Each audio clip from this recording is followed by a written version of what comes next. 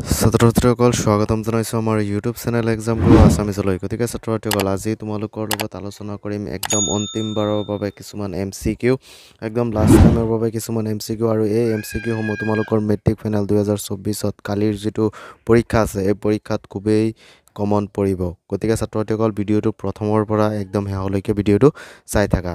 ছাত্ৰ-ছাত্ৰীসকল তোমালোকে প্ৰথমটো ইয়াতে প্ৰশ্ন চোৱা যে দন্তক্ষয় সূচনা হয় যদি মুখৰ ভিতৰৰ pH-ৰ মান তলত দিয়াবোৰতকৈ কম হয়। ইয়াৰ উত্তৰটো হ'ব 5.5। তাৰ পাছৰ ইম্পৰ্টেণ্ট যিটো প্ৰশ্ন আছে তোমালোকে চোৱা যে অম্ৰৰাজত থকা গাঢ় HCl আৰু গাঢ় HNO3 অনুপাতটো হ'ল, ইয়াৰ উত্তৰটো হ'ব 3:1। তাৰ পিছতে তোমালোকে চাব পাৰি আছা ইয়াতে খুবেই গুৰুত্বপূৰ্ণ প্ৰশ্ন যে তলৰ কোনটো এটা সংপৃক্ত খাদ্য কাৰ্বন। গতিকে ছাত্ৰ-ছাত্ৰীসকল ইয়াৰ উত্তৰটো হ'ব C নম্বৰটো। তাৰ পাছতে চোৱা তোমালোকে যে চকুৰ কি অংগৰ ক্ৰিয়াৰ বাবে চকুৰ লেন্সৰ ফ'কাছ দৈৰ্ঘ্যৰ পৰিৱৰ্তন হয়। ইয়াৰ উত্তৰটো হ'ব C চিলিয়াৰী পেশী। ইয়াৰ পাছতে ছাত্ৰ-ছাত্ৰীসকল তোমালোকে নেক্সট যিটো ইম্পৰ্টেণ্ট MCQ আছে এই প্ৰশ্নটো হ'ল যে শ্বেতসাৰৰ সৰল শ্ৰেণীলৈ ৰূপান্তৰ কৰা উৎসেচকৰ নাম কি। গতিকে ইয়াৰ উত্তৰটো হ'ব এমাইলেজ। তাৰ পাছত চোৱা ছাত্ৰ-ছাত্ৰীসকল মগজুৱে কি কাম কৰে, এইটো ইম্পৰ্টেণ্ট প্ৰশ্ন। মগজুৱেতো সকলো কামেই কৰে। ইয়াৰ উত্তৰটো হ'ব D নম্বৰ। তাৰ পাছত চোৱা যিটো 10 নম্বৰ প্ৰশ্ন আছে যে দুটা নিউৰনৰ মাজৰ খালী ঠাইক কি বোলে, এইটো সকলোৱে জানা যে চাইনেপছ বোলে। তাৰ পিছৰ প্ৰশ্নটো চোৱা যে তলৰ কোনটো জীৱই দ্বিবিভাজনৰ দ্বাৰা প্ৰজনন কৰে। ইয়াৰ উত্তৰটো হ'ব ইষ্ট। তাৰ পাছৰ যিটো প্ৰশ্ন আছে যে ওখ মটৰমাহৰ গছ আৰু চাপৰ মটৰমাহৰ গছৰ মাজত সংকৰ ঘটালৈ প্ৰথম প্ৰজন্মৰ গছবিলাক হ'ব। ইয়াৰ উত্তৰটো হ'ব তোমালোকৰ যিটো C নম্বৰ অপশ্যন আছে যে 1:3 অনুপাত ওখ আৰু চাপৰ গছ হ'ব। ইয়াৰ পাছৰ যিটো প্ৰশ্ন আছে যে হীৰাৰ প্ৰতিসৰণাংক হ'ল, ইয়াৰ উত্তৰটো হ'ব 2.42।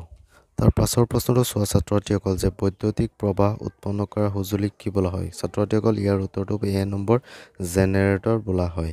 তাৰ পাছৰ যিটো প্ৰশ্ন আছে যে তলৰ কোনটো জীৱাৱৰ শক্তিৰ উদাহৰণ নহয়। ইয়াৰ উত্তৰটো হ'ব নিউক্লিয় শক্তি। তাৰ পাছৰ যিটো প্ৰশ্ন আছে যে তলত উল্লেখিত কোনখিনি জীৱ অনিম্নীকৰণ পদাৰ্থ আছে। ইয়াৰ উত্তৰটো হ'ব B নম্বৰ কি আছে গ্ৰাছ, উড আৰু প্লাষ্টিক। ইয়াৰ পাছতে ছাত্ৰ-ছাত্ৰীসকল আৰু এটা ইম্পৰ্টেণ্ট প্ৰশ্ন যে গংগা নদীৰ কাৰ্যকৰী আঁচনিখন কেতিয়া উদ্বোধন কৰা হৈছিল। ইয়াৰ উত্তৰটো হ'ব 1985। তাৰ পিছৰ প্ৰশ্নটোলৈ চোৱা ছাত্ৰ-ছাত্ৰীসকল যে কেঁচা গাখীৰৰ pH-ৰ মান কিমান। ইয়াৰ উত্তৰটো হ'ব 6। তাৰ পিছৰ প্ৰশ্ন যিটো আছে যে তলৰ কোনটো ধাতুৱে পানীৰ লগত বিক্ৰিয়া নকৰে, এইটো হ'ব Pb। তাৰ পাছৰ প্ৰশ্নটো হৈছে যে এলকহল জাৰিত হ'লে কি উৎপন্ন হয়। ইয়াৰ উত্তৰটো হ'ব এলডিহাইড। নেক্সট যিটো প্ৰশ্ন আছে যে কোনটো মৌলৰ দ্বিতীয় কক্ষত প্ৰথম কক্ষৰ দুগুণ ইলেক্ট্ৰন আছে। ইয়াৰ উত্তৰটো হ'ব C কাৰ্বন। বি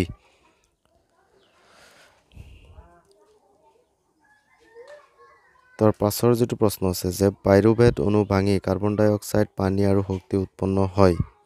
ইয়াৰ উত্তৰটো হ'ব মাইটকণ্ড্ৰিয়াত। প্ৰশ্নটো তোমালোকে আগতে ক'লো যে দুটা নিউৰনৰ মাজৰ খালী ঠাইক কি বোলে চাইনেপছ, এইটো বহুতেই ইম্পৰ্টেণ্ট। তাৰ পিছৰ প্ৰশ্নটো চোৱা যে একলিংগ ফুলৰ ফুল পোৱা যায় সৰিয়হ, জবা, অমিতা ওপৰৰ এটাও নহয়। ইয়াৰ উত্তৰটো হ'ব অমিতা। তাৰ পাছৰ প্ৰশ্নটো চোৱা যে নিয়মীয়া দৃষ্টিৰ সদ্য প্ৰাপ্তবয়স্কৰ বাবে স্পষ্টকৈ দেখা ন্যূনতম দূৰত্ব। ইয়াৰ উত্তৰটো হ'ব 25 চেণ্টিমিটাৰ। তাৰ পিছৰ প্ৰশ্নটো তোমালোকে চোৱা ইয়াতে যে মেণ্ডেলৰ একসংকৰণ পৰীক্ষাৰ জিনীয় চৰিত্ৰৰ অনুপাত কি। ইয়াৰ উত্তৰ হ'ব 3:1। নেক্সট প্ৰশ্নটো চোৱা যে যিটো 15 নম্বৰ প্ৰশ্ন আছে যে খাদ্য শৃংখলৰ প্ৰত্যেকটো স্তৰে গঠন কৰে পৌষ্টিক স্তৰ। ইয়াৰ উত্তৰটো হ'ব A নম্বৰটো। তাৰ পাছৰ প্ৰশ্নটো চোৱা যে মানুহৰ বৃক্ক দুটা কোনটো তন্ত্ৰৰ অংশ। ইয়াৰ উত্তৰটো হ'ব ৰেচন। তাৰ পাছৰ আৰু এটা প্ৰশ্ন আছে যে ইথেন C2H6 অণু এটাত কেইটা সহযোজী বান্ধনী আছে। ইয়াৰ উত্তৰটো হ'ব 7টা সহযোজী বান্ধনী আছে। তাৰ পাছৰ প্ৰশ্নটো চোৱা যে জাৰণ এক প্ৰক্ৰিয়া য'ত হাইড্ৰজেন আঁতৰি যায় অক্সিজেন যোগ হয়। গতিকে জাৰণ প্ৰক্ৰিয়াত অক্সিজেন যোগ হয়, এডিশ্যন অফ অক্সিজেন। ইয়াৰ উত্তৰটো হ'ব B নম্বৰটো। তাৰ পাছৰ প্ৰশ্ন চোৱা যে এটা দ্ৰব্যই নীলা লিটমাছ ৰঙা কৰে, ইয়াৰ pH হ'ব 4.4। তাৰ পাছৰ যিটো প্ৰশ্ন আছে যে ব্ৰাইন হ'ল, ইয়াৰ উত্তৰটো হ'ব B নম্বৰ ছডিয়াম ক্লৰাইডৰ জলীয় দ্ৰৱ। তাৰ পাছৰ যিটো প্ৰশ্ন আছে যে লোৰ টাৱা এখন মামৰে নধৰিবলৈ তলৰ কোনটো পদ্ধতি উপযুক্ত হ'ব। ইয়াৰ উত্তৰটো হ'ব ৰং ব্যৱহাৰ কৰি। তাৰ পাছৰ যিটো প্ৰশ্ন আছে যে তলৰ কোনটো উভয়ধৰ্মী অক্সাইড। ইয়াৰ উত্তৰটো হ'ব Na2O। তাৰ পাছৰ প্ৰশ্নটো তোমালোকে চোৱা যে 4টা কাৰ্বনৰ যৌগ বিউটাননত থকা কাৰ্যকৰী মূলকটো হ'ল ইয়াৰ উত্তৰটো হ'ব কিটোন তাৰ পাছৰ প্ৰশ্নটো চোৱা যে আধুনিক পৰ্যাবৃত্ত তালিকাত থকা থিয় স্তম্ভৰ সংখ্যা ইয়াৰ উত্তৰটো হ'ব 18 তাৰ পিছৰ চোৱা যে চৰ্বি অণুৰ ইমালচিফিকেশ্যন সংঘটিত হয় ইয়াৰ উত্তৰটো হ'ব বাইল সল্টছ তাৰ পাছৰ যেটো প্ৰশ্ন আছে যে এজন প্ৰাপ্তবয়স্ক মানুহৰ বৃক্কৰ দ্বাৰা এদিনত তলৰ পৰিস্ৰাৱন হয় ইয়াৰ উত্তৰটো হ'ব 180 লিটাৰ্ছ তাৰ পাছৰ প্ৰশ্নটো চোৱা যে হৰমন এবিধ এটো ৰাসায়নিক বাহক উৎসেচক উপজাত দ্ৰব্য ইয়াৰ উত্তৰটো হ'ব কেমিক্যাল মেসেঞ্জাৰ ইয়াৰ উত্তৰটো হ'ব কেমিক্যাল মেসেঞ্জাৰ ৰাসায়নিক বাহক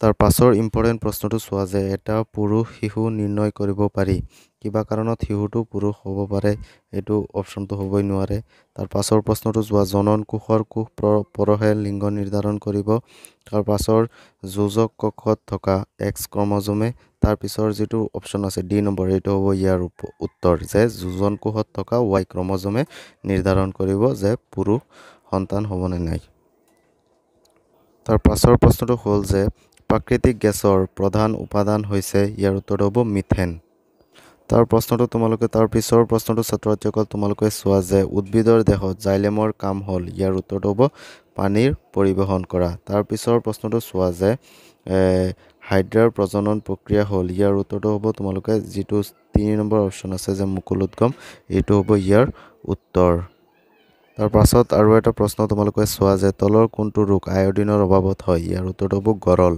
যেটো 1 নম্বৰ অপচন আছে গতিকে ছাত্ৰছাত্ৰীসকল আজিৰ ভিডিওটো আছিল ইমানেই যদি ভিডিওটো চাই অলপ ভাল পালা তেনেহলে ভিডিওটো এটা লাইক কৰি দিবা আৰু আমাৰ চেনেলত যদি নতুনকৈ আহিছা তেনেহলে প্লিজ আমাৰ চেনেলটো সাবস্ক্ৰাইব কৰি দিবা